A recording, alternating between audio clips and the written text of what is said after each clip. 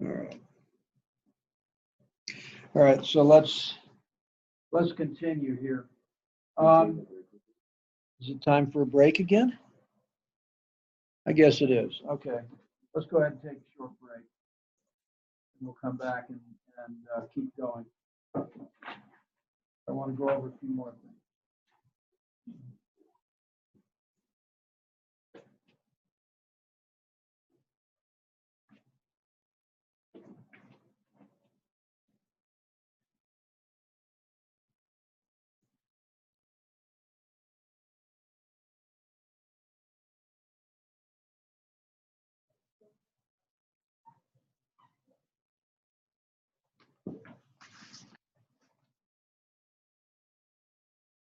Have you guys talk about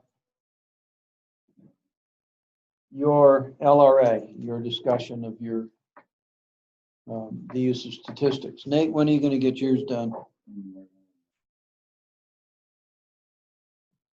Okay, who wants to start? Both of you turned it in, your LRA assignment. That was the one where, you know, I'm trying to do it mostly, and that was Yeah,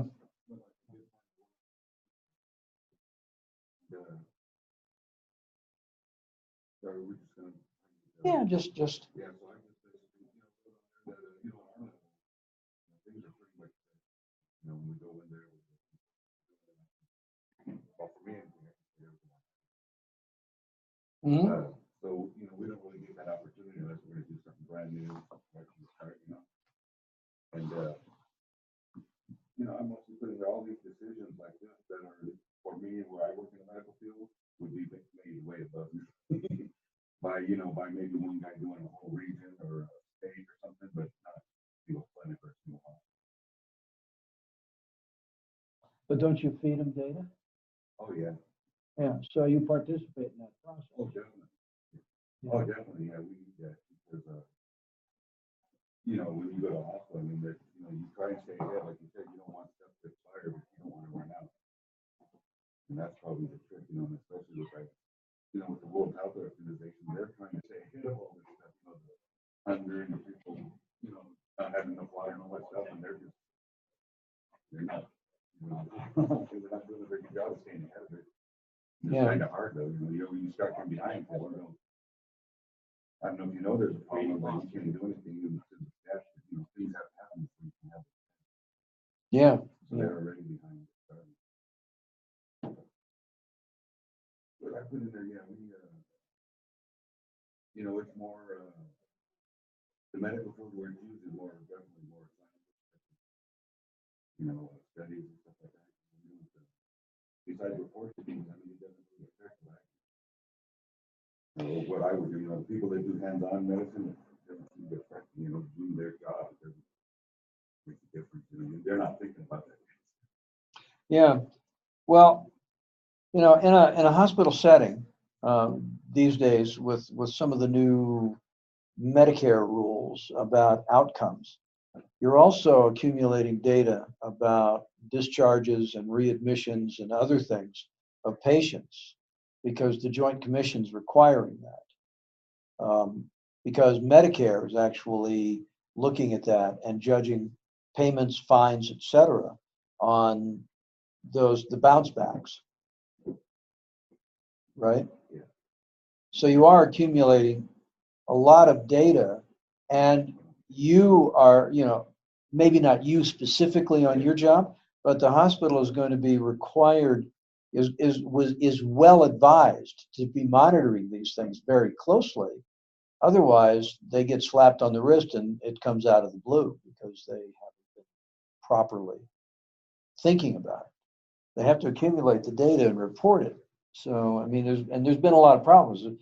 For a while, hospitals were getting some pretty serious fines for bounce backs, and they were basically the fines where they weren't receiving their payments from Medicare because they were discharging patients who should not be discharged. And the reason they were doing it is because we now have fixed payment structures for patients, and the hospitals are trying to, reduce their cost so that they can turn a profit.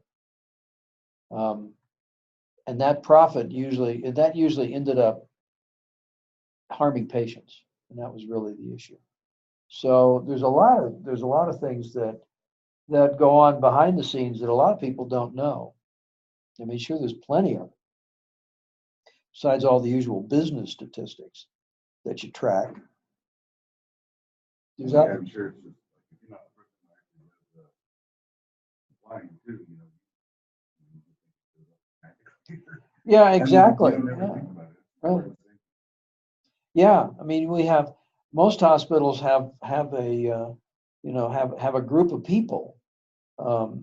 Yeah, some smaller hospitals have different structures, but a larger hospital, your pharmacy is going to have people that are tracking and doing all of the ordering.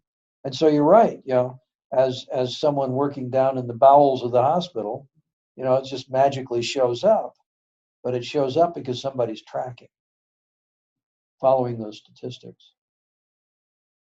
And I think that our level program, Yeah. you just put in Yeah, that's all done statistically, because usually most supplies, you don't have infinite storage space in a hospital. So most supplies, you'll have a certain set level of inventory that's a minimum, and you'll have a set level of inventory that's a maximum, because you don't have any way to store it. And it has a shelf life. And even though that shelf life could be argued to be somewhat, I'll call it conservative, um, even though that shelf life is a conservative number and things probably last a fairly good amount of time past that shelf life, we can't take chances. It is unethical to use expired materials. So you have, but we do have to keep our stocks. That's why we used and especially in a hospital, when everything expires and you can't use expired material, we have to use an inventory method that's first in, first out, rather than what often is done, which is last in, first out. And that's done only for accounting reasons. And those accounting reasons have to do with the cost that you write off for the supply. So if you've got old stuff sitting on the shelf, and the new stuff. So what you want to do when you're doing your accounting is reduce your profit on paper. So thereby reducing the tax line. You would do a last in, first out, because it's going to be the more expensive. That works great if you're talking about lug nuts for automobiles. Doesn't work great when you're talking about medication. But that is what. So that so we look at all of these different. Okay. All right. So what else did you find in your looking? Then the thing that I did kind of understand was about Yeah. and that was just saying that that they're not necessarily effective, but the way they do the stats, they get lumped in with the other diseases, lungs, all the other stuff that's a lot more happens a lot more, I guess. And it's a lot. Yeah, and the vaccines are a lot more effective. Yeah. People have to do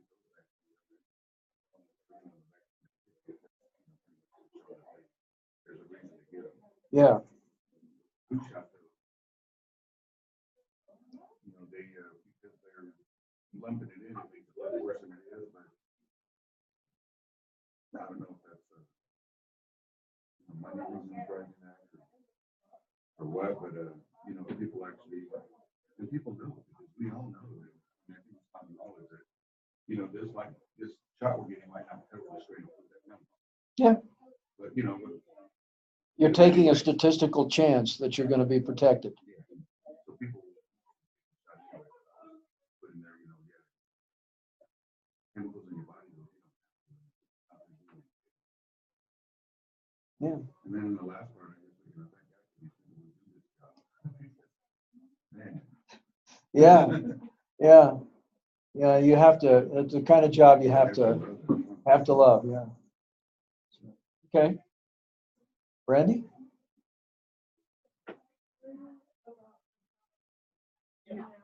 Mm-hmm.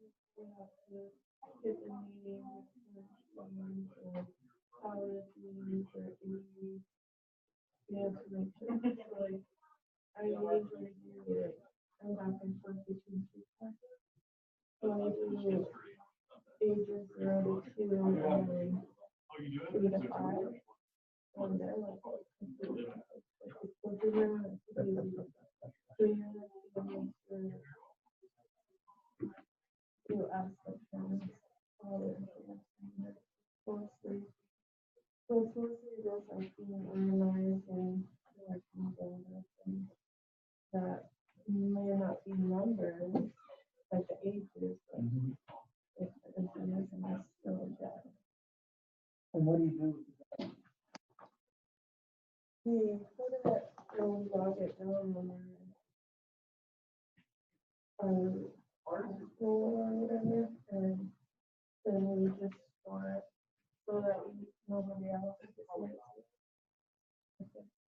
Right. Yep. Okay. And does the church use it for any specific purpose?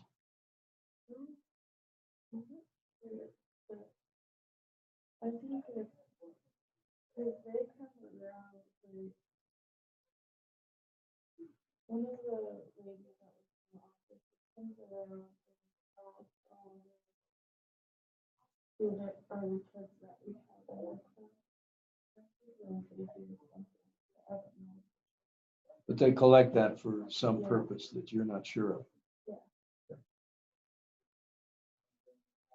I'm sure a lot of stuff has to do with that, because, you know, if they want to take tax break on it, they just can't ask for $10,000 on the tax break without having one. Or, you know, Yeah, that's a good point. Yeah. Yeah. Well, there's also going to be, you know, how are your demographics changing?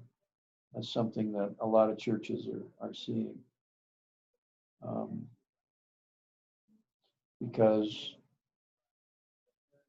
that tells you about your population. You know, who are you serving? Do you collect ethnicity? Do you collect any of that information, or just you know? Okay. I'm just curious because, of course, a lot of people are want to know how their the population they're serving, how is that changing? Because it's changing all the time.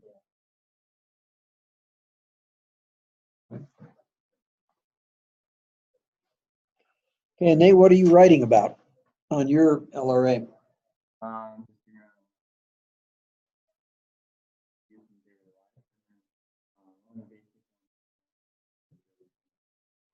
Computers in general. I thought we were discussing like how many they took on, how many return users. So I'm kind of just getting a good idea of how I can do that in other than just with computers, like firmware, you know, updates that go out. So like typically how many people are calling back in. Right. Okay. Good. Okay.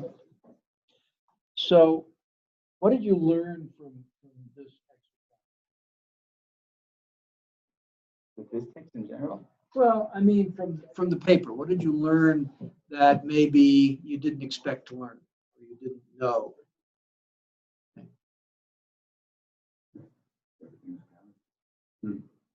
Well, yeah.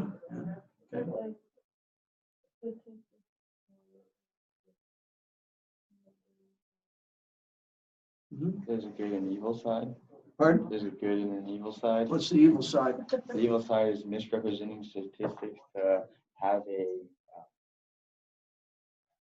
pull of people towards you, or influence, that is, influence over people. So, yeah. Okay. Well, yeah, that was the first time I do that. You know, the people who see all these graphs and the percentages or whatever, you know, they look in the magazines that ads and stuff like that. And they Right. see the percentage and they're about that, you know, you can only tell what you see too, yeah. It looks like the best one. But you know, that, no, it's not, probably not. You to look that way, you know. Yeah. Well, yeah. But yeah, that's a good point. Statistics can be used in a positive and a negative way. And we don't necessarily, you know, unless we understand how they're developed, we don't necessarily see that. And that's really one of the issues with any of these is being able to examine these things from a different standpoint.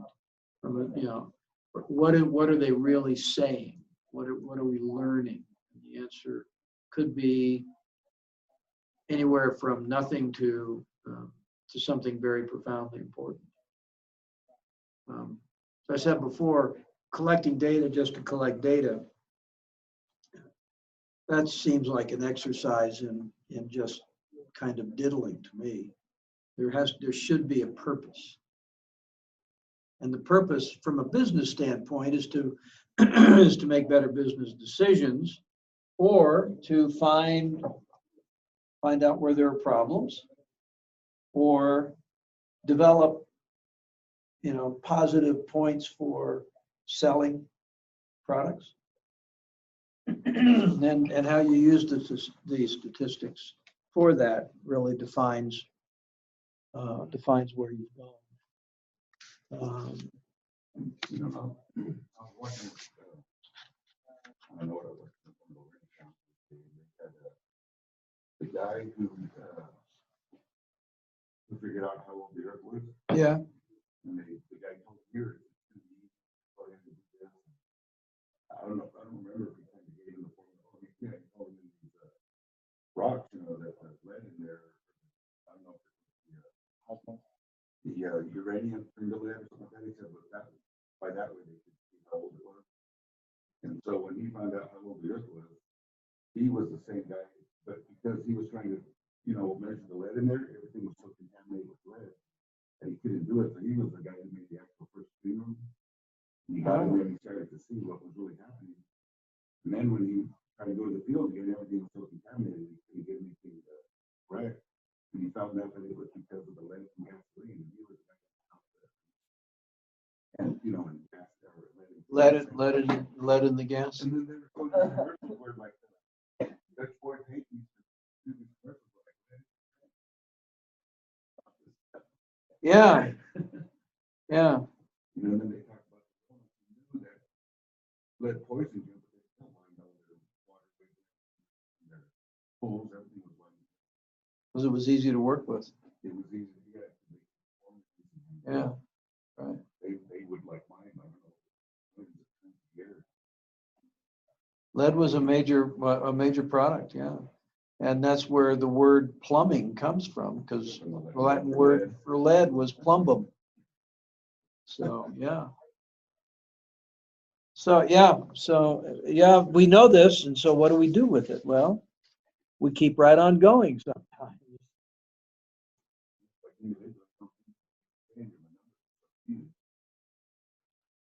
Yes, the numbers are huge. Okay. Let's see, what time is it? All right, 10:58. Great. So let's go over a few other of these concepts. Again, let's talk about going back to this issue of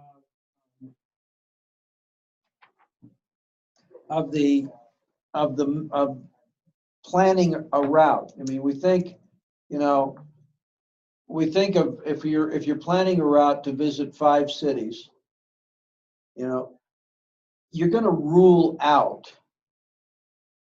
certain routes, but you're not going to change the number of possibilities. You may rule them out because you don't want to be going in a star shape. You know, that's way too much travel. But when you're looking for the number of choices that you have, it's sort of like the lady in the music. I mean, you know, she's not going to consider 720 ways to arrange music. She's going to use her own intuition and what she likes. But that doesn't change the fact that there are 720 ways you can arrange the order of presenting music. Hey, Will. So that doesn't change the number of choices. How we make the choice is totally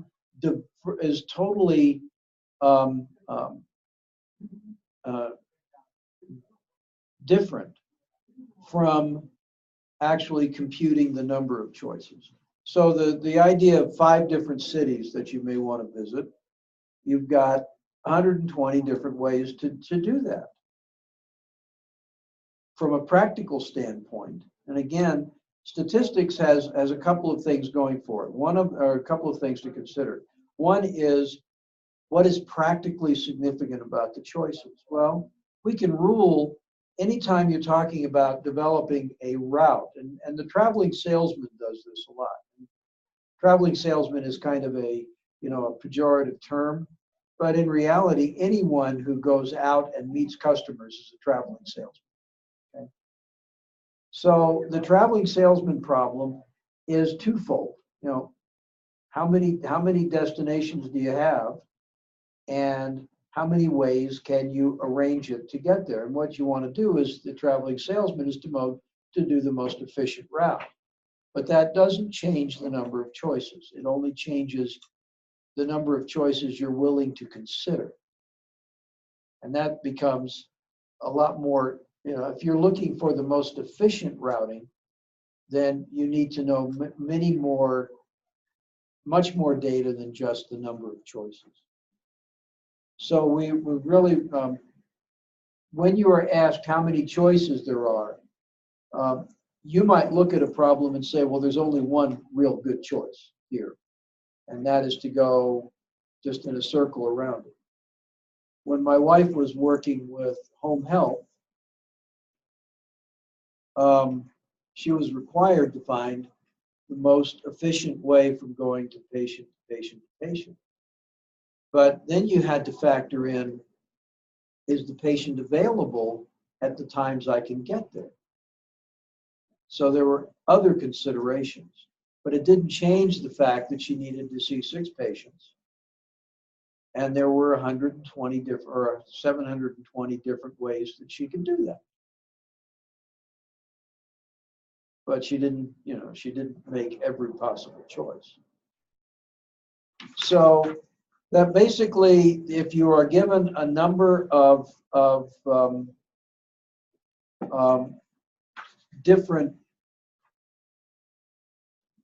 arrangements, then the the number of variations is the number of arrangements factorial. So in the case of the 5-city problem, it's 120, 5 times 4 times 3 times 2 times 1. Not taking into account that there are some you simply wouldn't do. But statistics doesn't take into that into account. They just give you this number of choices. And remember the permutation rule, where you have a number of different items available and you want to select some subset of those. So the permutation rule assumes that order matters. In other words, every possible arrangement is different. Even if you've got, even if it's, the same choices, just in a different order. Whereas the combination rule comes in when it's not, when it doesn't matter. Okay. Questions? This is not going well today.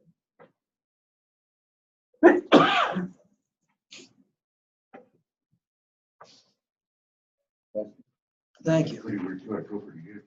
Pardon? I feel pretty good today. Yeah, usually I get covered away in the morning. Yeah. It's gonna bother me. Yeah, I'm not sure what's going on today with me. It's just really, just have a case of the sneezels.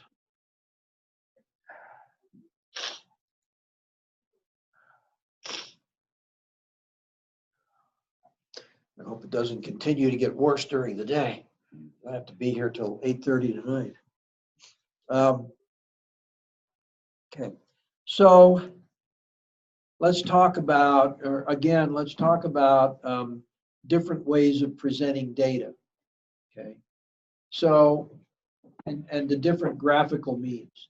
Remember we have frequency distribution. In other words, how many samples fall in each of a set of chosen ranges. And when we're talking about frequency distribution, we're just talking about the numbers of choices. Okay, so, and how do we choose our ranges? Well, it depends on the amount of data and the distribution of the data. Okay, and we have to make some choices. You've got some problems. We have problems with frequency distribution, where the choice is you were told to start with a class width of a certain amount and starting at a lower level. Okay. What you don't want to do is start with something that's significantly below your lowest data point. Okay, let's see. Look. Back in homework number 2, in chapter 2 homework, we had several problems that involved frequency distributions. First off, how you present things depends on the purpose. Histograms are very useful for data sets where, as opposed to just using a frequency distribution table. The frequency distribution table will help you set up a histogram, but the visual of a histogram has a greater impact in that you can look at the height of each class and get a better visual of the distribution of the data. Whereas a string of numbers can be a bit overwhelming. And the larger the data set, the more a histogram is useful. Small data sets, however, are often better done with a table because a histogram doesn't really give you a lot of advantage. The second problem in homework 2 was an airline looking at 7 of its flights into a regional airport, 1 early, 2 on time, and 4 were late. There just isn't enough data there to make a histogram advantageous over simply making a table. Okay, you got early, on time, and late. So a table for just a couple of different parameters is all you really need. But larger data sets benefit from the use of can benefit from the use of a histogram. What is the value of a frequency distribution table? Well, it accumulates the data, but we need to arrange the data in a readable fashion. And again, let's look at number 3 on homework, on chapter 2 homework. Was a home sale prices in the city for the month of June in thousands. And what they did was they broke it into a series of classes. In this case, the class width was $31,000.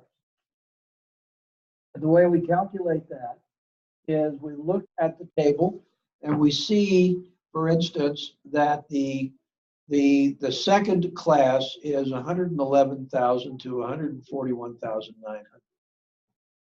So the class width is calculated by subtracting the upper boundary, the upper boundary of the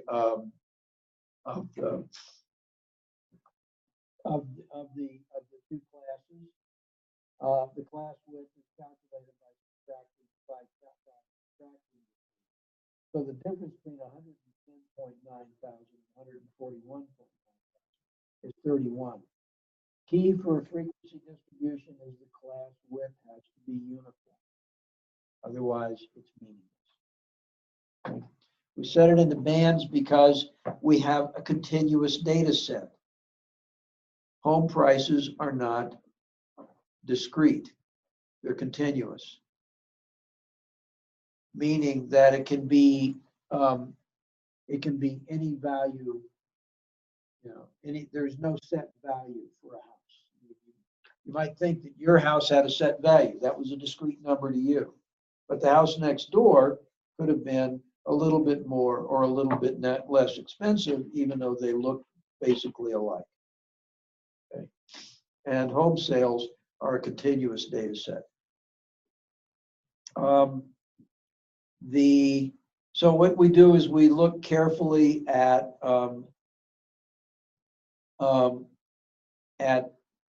all of these data and use our class widths to be uniform. How do we set the boundaries? Well, we look at the data.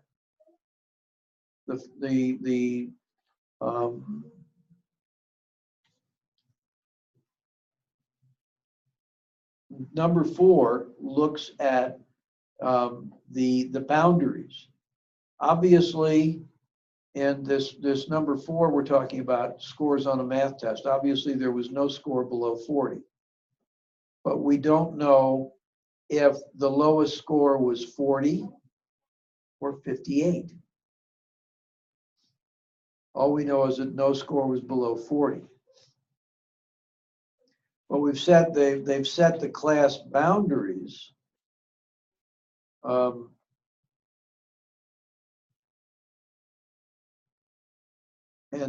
one of the problems with this one is this frequency distribution is not uniform. Okay. The class boundaries are not uniform. If we look at the widths are not uniform, but the boundaries are set at midway between the top of one boundary and the top of the top of one class and the bottom of the next. So if we look at the the boundaries for the score interval of 95 to 99, the difference is 94 to 95. So the lower boundary for that class would be 94 and a half. The upper boundary would be, since we have integral scores here, the upper boundary would be 99 and a half, not 100, but 99 and a half. If there were a 100 score, it would appear. But 100.5 is not a boundary either, because you can't get above 100 unless you have extra credit. So again, frequency data are just numbers of scores in a certain class, right? So we can present these as cumulative frequencies, which are simply a running total of the number of scores. So if we look at number 5 in homework, chapter 2 homework, we have, this is a height of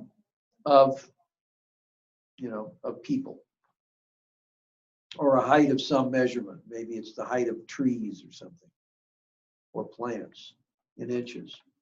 So we have 16 in the 69 to 71.9 class, and 15 in the 72 to 74.9 class, etc. So cumulative frequencies simply add up the frequency numbers for the various classes. So the class that's less than 72 inches has 16, but the class that's less than 75 adds up both 69 to 71.9, 72 to 74.9, 31. You keep going down till you get up to the total. Now the total is 80 data points. So the frequency has to add up. The cumulative frequency has to add up in the last class to the total number of data points. So it's just a number, cumulative number of data points. Then go ahead. Really? I thought I handed 1 and 2 back to you earlier. Not today, I think another time. Didn't I? Really? Uh-oh. Then when we take our next break in a few minutes, I'll check on my desk to see if they're there. But I thought I brought them back and given them to you. I'll have to check and see if they're still on my desk. I thought I had given them to you. You don't have them, and I see you have everything. I'll check and be sure. Okay. Another way is to use relative frequency, which is a percentage. So it's the number, it's the fraction of the data set that are in any band, in any class. Okay. So we can use this as a way of presenting a variety of different kinds of data. Frequency data are more a case of, one look at a data set. And it works if you have a relatively small set of data, rather than a huge amount of data. Histograms are merely a visual representation of the number of data points. It helps us define the distribution of data. And then remember, we had dot plots, which basically just record by a number of dots above a line the number of values, the number of repeats of values. This helps us when we're looking at our measures of center to look at mode. Obviously, a dot plot, the mode is going to be obvious because you'll see that there are so many data points that are the same value.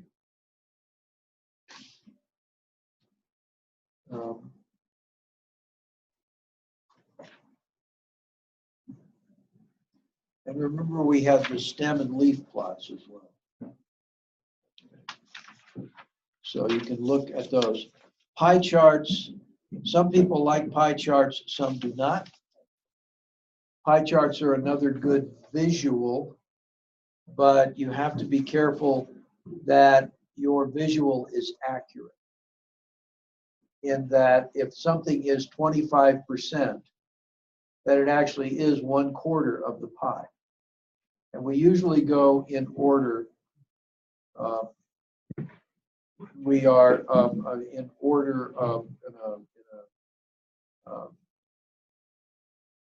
clockwise or counterclockwise way. Let's see.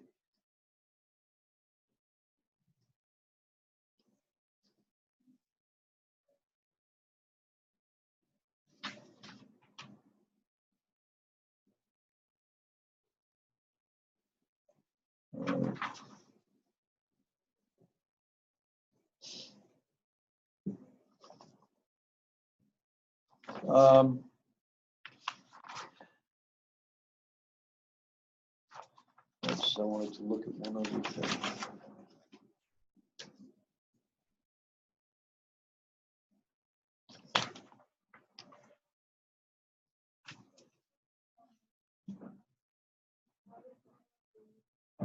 Okay.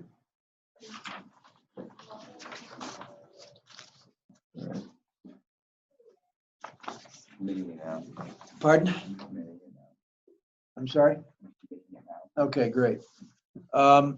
Let's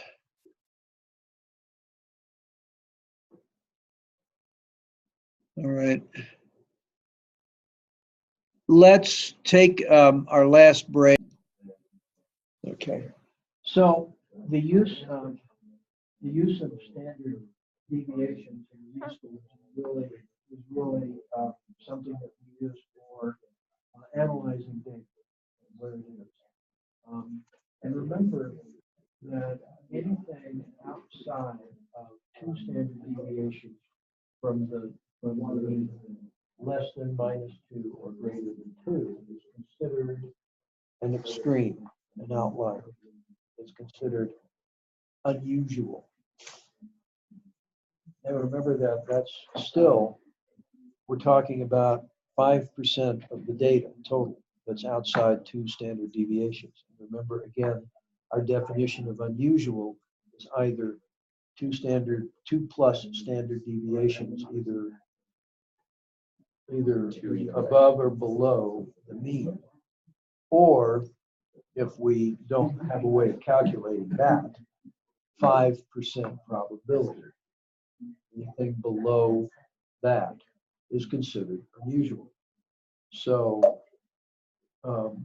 we have to look again at our statistics, at our numbers, and look at the data.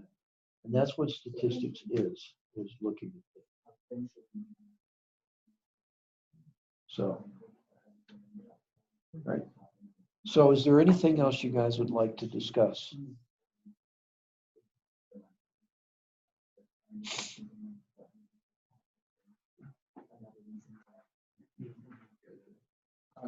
Anything I usually get stuck on, I just search into There's plenty. Khan Academy has a lot of good stuff. Yeah. I've some of it I find a little cheesy, but Yeah. but it has good information. There's also mathage.com. Sounds like I'm doing virus. Yeah, well, maybe it might infect you with love of math. You can't tell.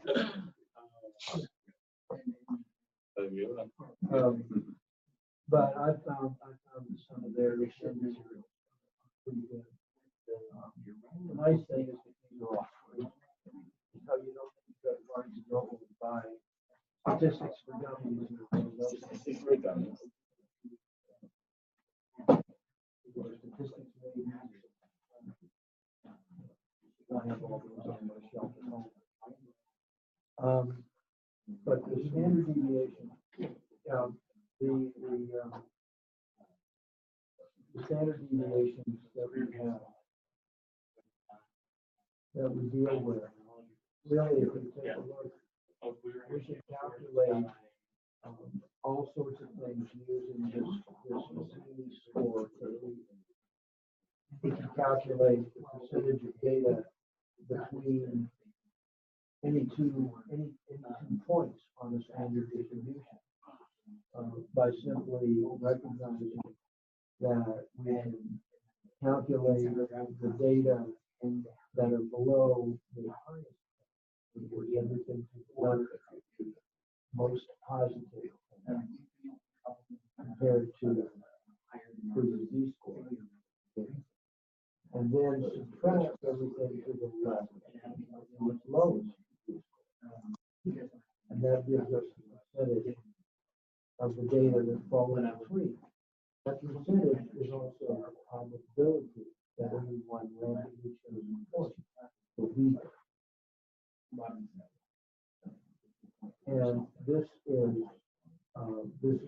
one of the uses for the standard and what we call normal probability distribution. And when they generalize, pretty much, they can be used to give you a really good approximation, even of a small data set. As long as we don't have a really obvious skewed data set, these work pretty well. Are there other means of dealing with skewed data sets? Absolutely. Maybe you have questions? Okay. Okay.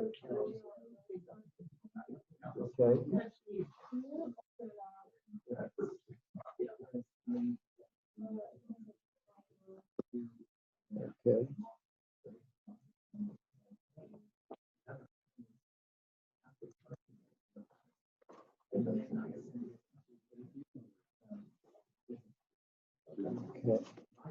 Number 17.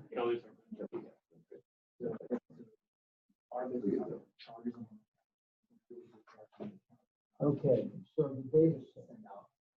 Okay, they want to know what percentile is the data value. So they give us a data set. The data set is 20. It could be worse. It could be worse. The first thing you have to do is so we have everything it goes 2, 4, 4, 4, 0, 4, 5, 6, 6, 9, 9, 12, 12, 12, 12, 12, 12. So we want to know what 5 is. Because we want to know 5. Fortunately. Because 6 is different. So we are looking at a percentile here of the data. And what we have is 1, 2, 3, 4, 5, 6 data points below the 5. So that's 6 out of 20, which is 30%.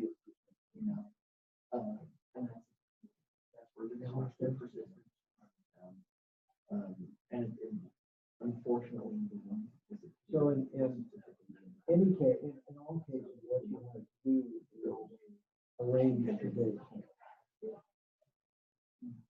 and look at where a specific data point sits. And the percentage for a specific data set, and the chances are the small data set is not hold for a very, very large data set. I don't know what these numbers represent. Personally, if you're looking for if they represent sample weight of a product, we may want to look at the data.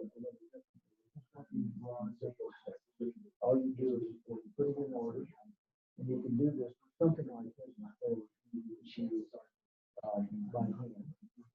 If you have a large data set, you use Excel. And then just count where they're just like, they didn't tell me Especially, again, small things, 20 data points. So it's fairly easy to calculate. Fairly easy to calculate. But does that make more sense?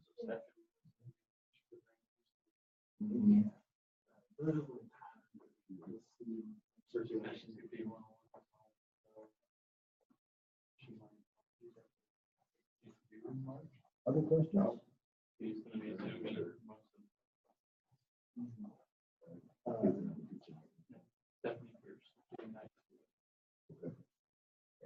Okay.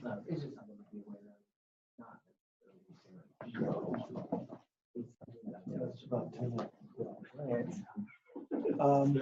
If there are no more questions, then Nate, I'd like you to stay here and work on this. Other work, Nate. let's see, I think, Richard, you've got a couple of things that you need to turn in. Yeah. Okay. Okay, great. If that's the case, I would suggest, if, there's, I would give you a couple of choices. If you have to leave, you have to go to work or something, go ahead and do that. If you don't, stay here. You can go into the learning center or stay here in the library and just work on your final. The final is to be done online. There's no passcode to get into it. I've given you 10 hours to do it, but you get one shot. So don't, and it's not accumulative. You have, from the time you start, you have exactly 10 hours to the time to cut you off. So if you're gonna start, plan to finish. Okay. I gave you 10 hours simply because I wanted something that was ridiculously more than you needed. Because I know, especially at home, you may have distractions. Make sure that you're going to have the time to do it. As I say, the best thing you can do is just stay here and work. If you don't have to be anywhere else. If you do, then make sure that you have time to work on it. At least I would like to have it finished by tomorrow night at midnight. So it'll give you a little bit of leeway. Just get it out of the way so it's done. It is 94 or 96 questions. Any 80 of which correct will give me 460 points. If you do more than 80 correct, there's extra credit.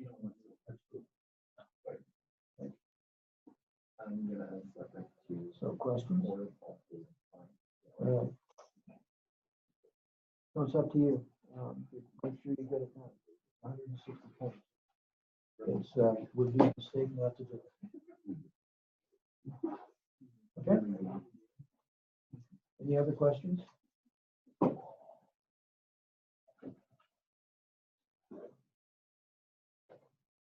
Okay.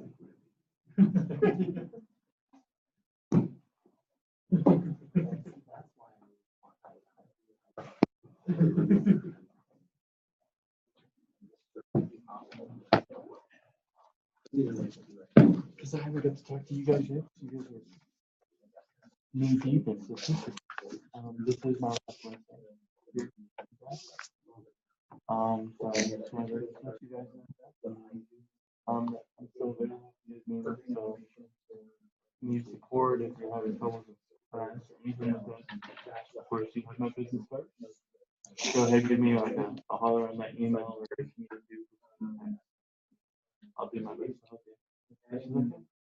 Cool, so you're not gonna be in the building. No, I got a job with Technical Framework. They were the company that was here back in September. I had a nice doing the test driving education. I got that job with them. So they don't have anybody. Nate's doing the library side. And Paul and they're trying to do possibly more. So I have a couple of things. Yep. Thanks. Yep.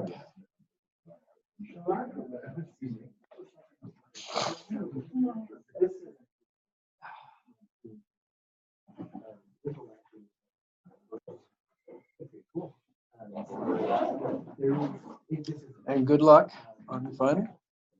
I expect that, you know, I will guarantee you, some of the questions will be challenging.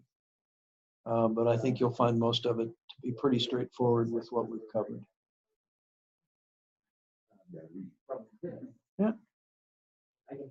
So.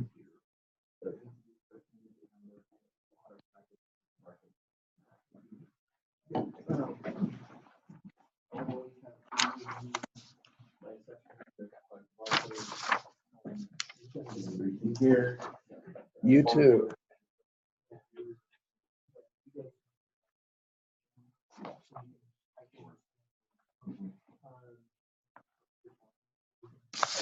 We don't have the same. So we are. You can